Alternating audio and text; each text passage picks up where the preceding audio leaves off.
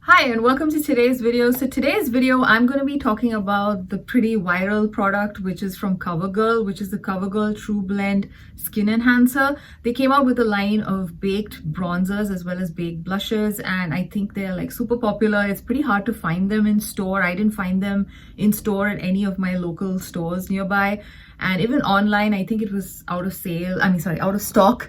At Ulta for a pretty long time. Similarly, even on Walmart online for me.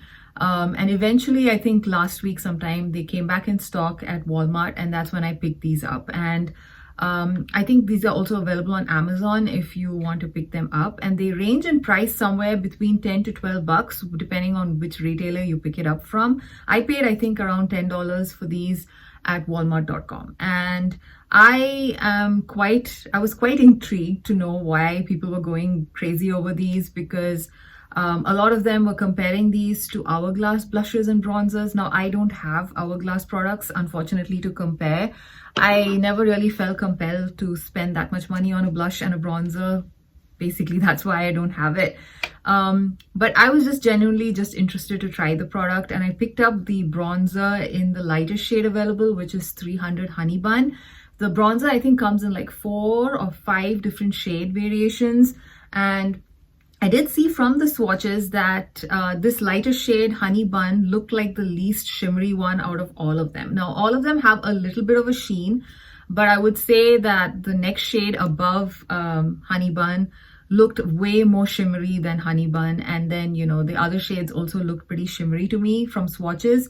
Now, Honey Bun, like I said, is more, it has a bit of a shimmer, but it's not, I would say it lays on the skin very much like a satin finish. So I think this is probably the least shimmery option there out of all the bronzers. And this particular shade, this is what it looks like. And yeah, as you can see, it has the swirls. It looks pretty much like the Hourglass bronzer. So I can understand why everybody was basically going crazy comparing the two. And I find the texture of these products to be very nice. They're easy to work with. They layer really nicely as well. I've used this 2 times already since getting it last week, and I am extremely happy with it. And one of my favorite baked bronzers is from Kiko Milano, and it's actually a limited edition product. But this is kind of the product that I like to use as sort of like a standard against which I measure all my bronzers, because this is like the perfect bronzer for me. This bronzer is in the shade Perfect Sienna, and this is also like the Covergirl one, a swirled baked product. And yeah, this is like a massive amount of product in here. And I find this one and the Covergirl one extremely similar. And the only difference being the Covergirl one has a little bit more of a sheen to it versus the Kiko Milano one, which is, I think, slightly more matte. So that's like the only difference I could find between these two. And this being like my all-time favorite one, I'm extremely happy to have found this one, especially since I cannot recommend this anymore since it's limited edition and not available. I highly recommend picking this particular bronzer if you are my shade and you don't mind your bronzers to have sort of like a satin finish on the cheeks. So yeah, so this is like the bronzer that I'm wearing today. I don't know if you can see it clearly. I feel like my window lighting today is just super intense with all the snow outside and the sunlight reflecting off of snow. I don't know, it's just, it looks extremely bright for me. Yeah, so I'm actually wearing this bronzer today. I really love this bronzer. It lays on really nicely, like I was saying. It does not look powdery on the skin. It's perfect. I really like the formula. And if I did not mention, these products are made in Brazil, which is interesting. I don't think I've ever had any product in my collection from any brand made in Brazil. So this is the first one, and it's impressed me pretty nicely. So yeah, I'm impressed. And I really like this particular shade of bronzer. And the product that I picked up from the blush line is called Berry Punch. And this is the darkest one in the shades, in the shade range available. I think there are a total of 4 different shades for the blush.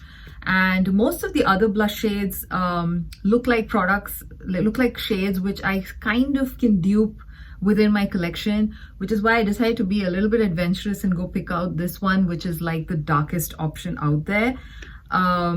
Yeah, this one, it looks like this. It's basically got swirls of bright pink and purple in there. and it looks extremely intimidating in the pan. It was, and I used this 2 times, and I think today I went a little bit overboard with this one. But the very first time I used it, what I did was I used a very light brushing over the product and then just put the teeny tiniest amount possible on my cheeks and just buffed it in, and it worked beautifully. The blush basically looks like pink on my cheeks. It does not pull too purple.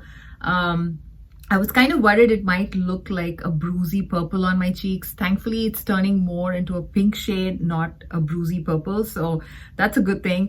And the formula is a pretty thin, silky, and fine powder that, you can easily layer it. So I think even if you have a lighter skin tone, you can still make it work. Like, it worked for me. Again, if you have a very light skin tone, maybe you might need to use a stippling brush, I think, to pick up very little product. I used a normal fluffy brush, which I use for all my powder blushes, and it worked fine. Again, like I said, I just did a tiniest dab of the brush over the product. If you want to actually swirl all the colors, which is what I tried to do today, I highly recommend really dusting off all the excess powder from your brush before going onto your cheeks. I tried that, but I think I still got a bit too much blush today on my cheeks. It doesn't look too bad, doesn't look as bad as I think it looks. At least in the mirror, it doesn't look super clown cheeks, but I feel like on camera, it might actually be looking a little crazy. I don't know, let me know. But anyway, this one does work, and I think in real life it looks really pretty. Like I said, doesn't look like a bruisey purple, which is what I was worried it might look like.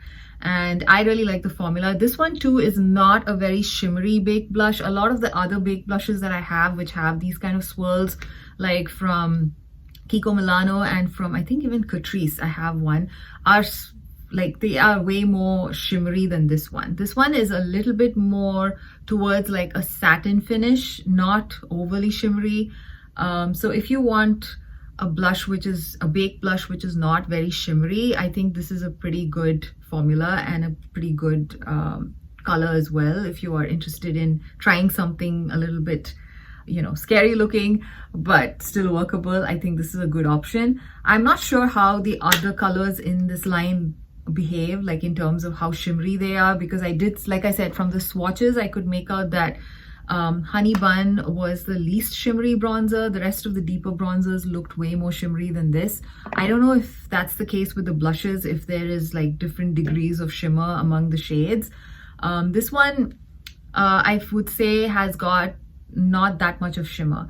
Even Laura Geller blushes, which I have, are more shimmery than this. Like I said, Kiko Milano baked blushes are more shimmerier than this. And yeah, the Catrice ones that I have are also more shimmery than this. So yeah, this kind of reminds me of a blush I had from one of these brands that I found at Walmart a long time ago called Found Beauty. They used to have baked blushes as well. This kind of reminds me of that.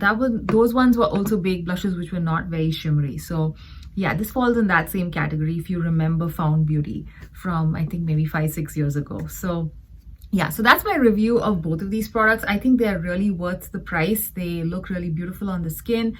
And even if you have a lighter skin tone, I think this is a very workable shade. Similarly, this bronzer, if you have my skin tone, it's not too light. You can easily make it work. And if you want more, you can easily build this up as well if you want more pigment. So it's kind of a very flexible bronzer, both in terms of shade and formula, and I really like this one. I think if you have had to choose between the two, I would say the bronzer is something that maybe is really worth picking up. I really like the formula of it. I feel like this one is a little bit more creamier in texture compared to the blush. I don't know if it's just because of this particular shade, but in general, I feel like the bronzer feels like a little bit more luxe than the blush. So yeah, so that's my review. I hope you enjoyed this very quick video that I thought I would just quickly pop in and do. I hope you enjoyed this video, and I will see you again in another one. Bye.